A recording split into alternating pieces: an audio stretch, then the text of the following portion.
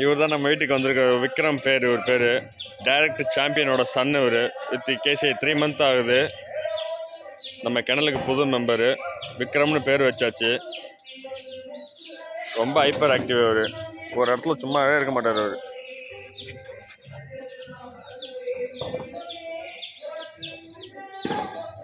விக்ரம் விக்ரம் யோ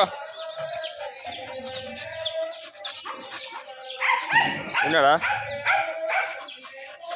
என்ன வேணும் என்ன வேணும்?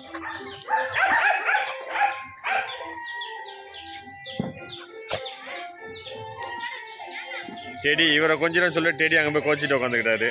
டெடிபா